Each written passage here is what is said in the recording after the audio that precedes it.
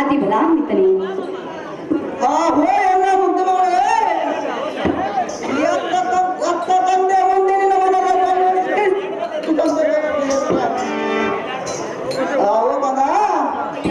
ನಿನ್ನ ಆಸೆ ಯಾವುದು ಎನ್ನ ಮೇಲೆ ನಿಮಗೆ ತಮ್ಮೆಯನ್ನು ಪುಣ್ಯ ಹಿಡಿದಿರುವುದು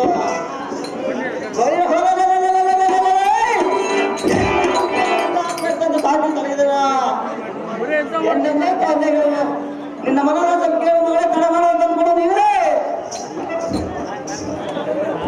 ಅಪ್ಪಯ್ಯ. ಹೌದಾ? ನಾನು ಹೇಳಿದ ಮೇಲೆ ಕೊಟ್ಟ ಮಾತನ್ನು ಹಿಂತೆಗೆದುಕೊಳ್ಳಬಾರದು. ನನಗೆ ಮನಸ್ಸಿನಲ್ಲಿ ಯಾವ ಪುರುಷನಿರುವನೋ ಆತನೊಂದಿಗೆ ಎನ್ನನ್ನು ಮದುವೆ ಮಾಡಿಕೊಡಬೇಕು. ಕೊಡುವೆಯಾ? ಲಗ್ನ ಮಾಡಿಕೊಡುವೆಯಾ ಅಪ್ಪಯ್ಯ? ಹೌದು ಮಗಳೇ. ಲಗ್ನ ಮಾಡಿಕೊಡುವೆಯಾ? ಸಾಧ್ಯವಾಗಿ ಮಾಡಿಕೊಡುವ ಶ್ರೀಕೃಷ್ಣನ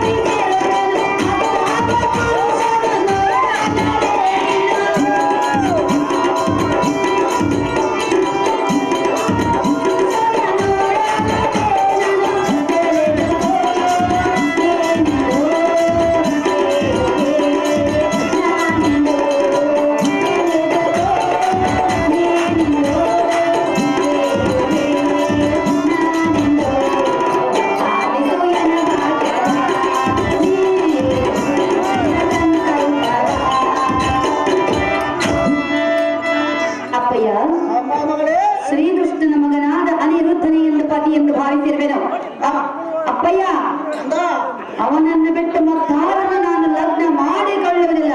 ತಿಳಿದೇ ತಂದೆ, ಅದನ್ನ ಹೇಳಲಿಕ್ಕೆ ನಾನು ಇಲ್ಲಿಗೆ ಬಂದೆ. ಅಮ್ಮ ಮಗಳೇ, ತಿಳಿದಿರುವುದು ಹೇಳು.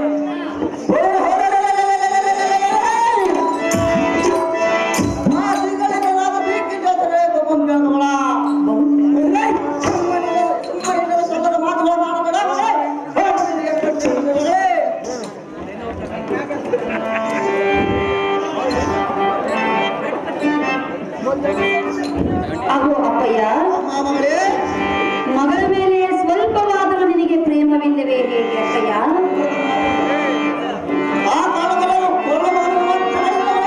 ಮಗಳು ಸಂತೋಷವಾಗಿರಬೇಕೆಂದು ನಿನಗೆ ಆಸೆ ಇಲ್ಲವೇ ಅಪ್ಪಯ್ಯ? ನಾನು ಸಂತೋಷವಾಗಿರಬೇಕೆಂದು ನಿನಗೆ ಆಸೆ ಇಲ್ಲವೇ?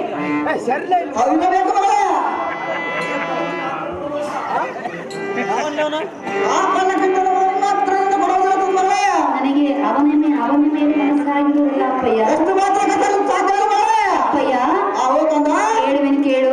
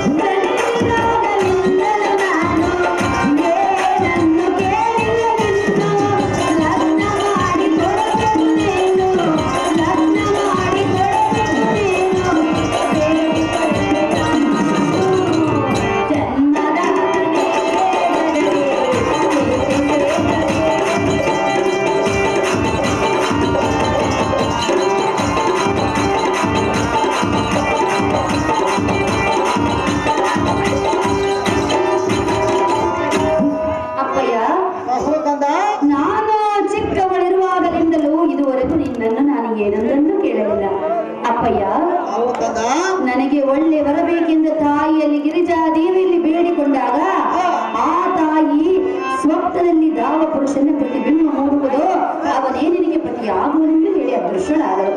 ಅಂದು ಕನಸಿನಲ್ಲಿ ಬಂದ ಪುತ್ರನೇ ಶ್ರೀಕೃಷ್ಣನ ಮಗನಾದ ಅನಿರುದ್ಧನಾದ ಕಾರಣ ಆತನನ್ನು ನಾನು ಲಗ್ನ ಮಾಡಿಕೊಳ್ಳುವೆನು. ನನಗೆ ಅಪ್ಪಣೆಯನ್ನೇಳು ಜನಕ, ಜಗದ್ವಿಖ್ಯಾತಿ ಕಾಂತಿ ಕೆಲಗ. ನನ್ನ ಪ್ರೀತಿಯ ಕುಮಾರೇ,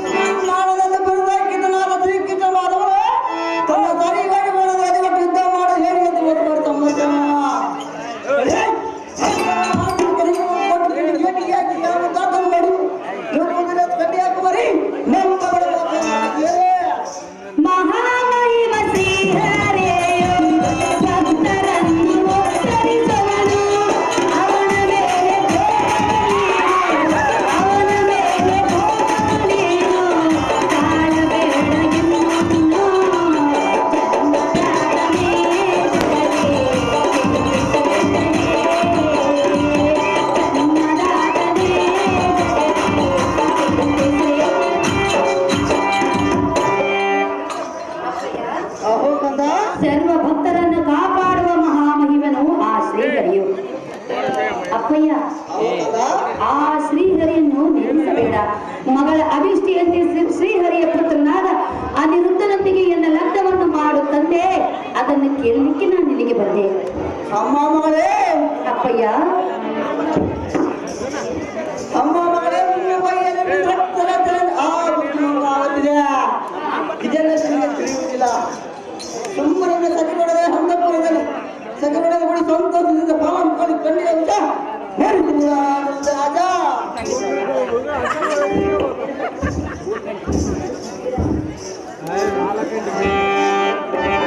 ಅಪ್ಪಯ್ಯ, ಅಮ್ಮ ಶ್ರೀಹರಿಯ ಮೇಲೆ ಎದಕ್ಕೆ ನಿನಗೆ ಅಷ್ಟೊಂದು ಕೋಪ?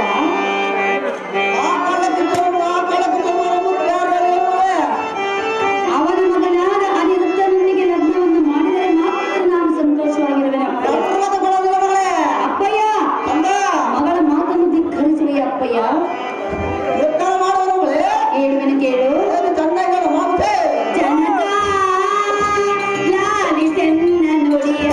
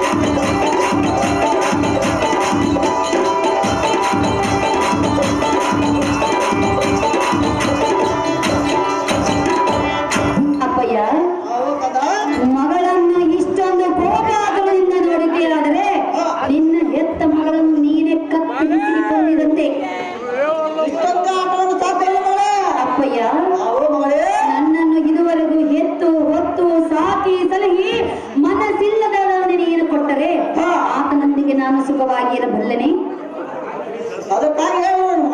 ಸುಮ್ಮನೆ ಶ್ರೀಕೃಷ್ಣನ ಪುತ್ರನಾದ ಅನಿರುದ್ಧನಿಗೆ ಕೊಟ್ಟು ಎನ್ನನ್ನು ಲಗ್ನ ಮಾಡು ಜನಕ, ಜಗದ ವಿಖ್ಯಾತಿ ಕಾಂತಿ ಕನಕ.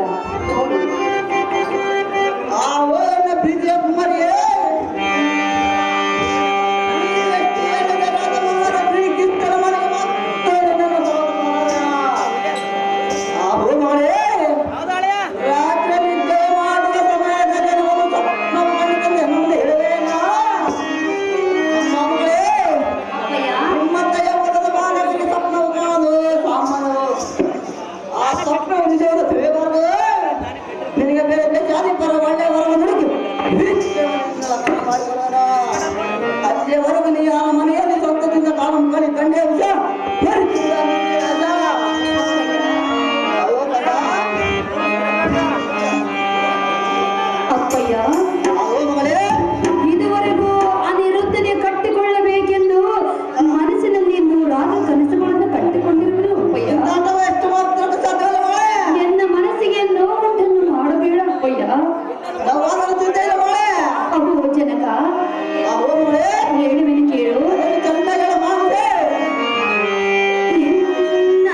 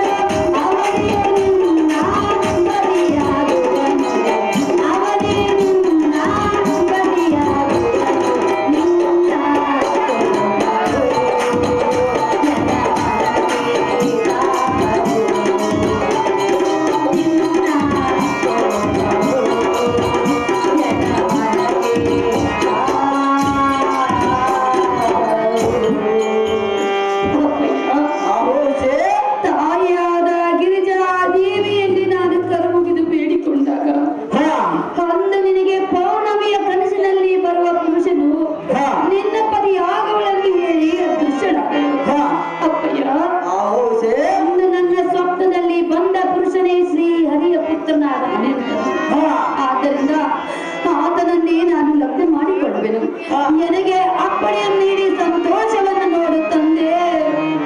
ಮಾಡಬೇಡ ಮಗಳ ಮೇಲೆ ನಿನ್ನ ನಿಂದೆ. ಆ ಹೋಮಗಳೇ ಹಿರಣ್ಯಕ ಚಪ್ಪರ ಸುದ್ದಿಯನ್ನು ನಮ್ದೆ ಹೇಳಬೇಡ.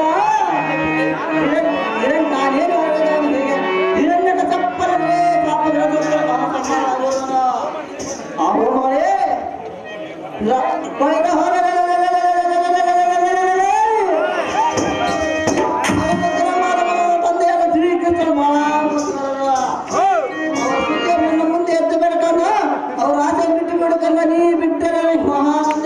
ಅಪ್ಪಯ್ಯ ಶ್ರೀಕೃಷ್ಣನ ಮಹಾ ದುಷ್ಟನೆಂದು ನುಡಿಯುತ್ತಿರುವೆಯ? ಎಂಥ ಮಾತನ್ನು ಹೇಳಿದೆ ಅಪ್ಪಯ್ಯ ನೀನು? ಎಂತ ಮಾತನ್ನ ಹೇಳಿದ ದುಷ್ಟರನ್ನು ಸಂಹರಿಸುವನು ಶ್ರೀಹರಿಯು ಜಗದೋದ್ಧಾರನು.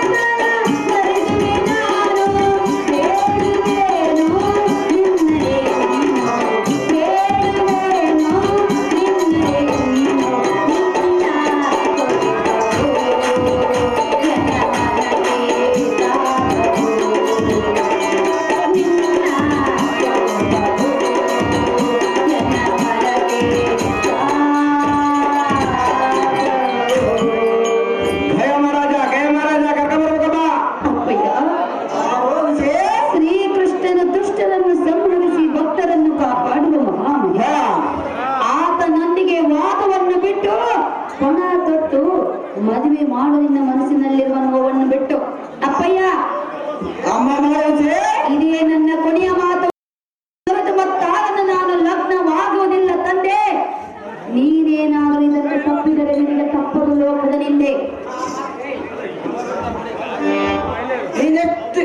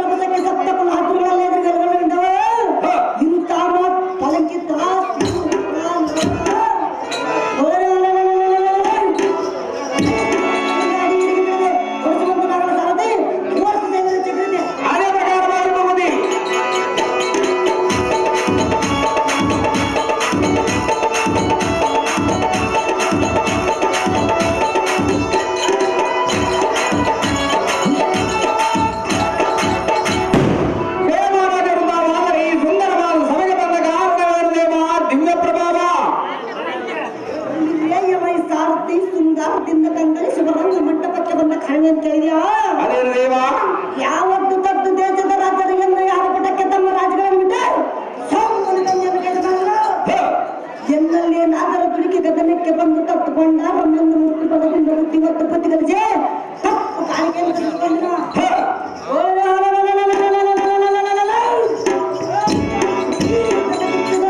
ಅತಿ ಫಲವಂತ ವೇಷವನ್ನು ಧರಿಸಿ ದೇಶ ಸಂಚಾರ ಮಾಡುತ್ತಾ ಬಲವಾಯ್ತ ಕಣ್ಣಿಯ ಸರದಿ ಓಡಿಸಿ ದೇವರಿಗೆ ಅದೇ ಪ್ರಕಾರ ಮೊದಲು ಹೋಗುದಿ ಬೇಡವನ್ನ ಕರೆದಿರಿ ಜಾಗೃತಿ.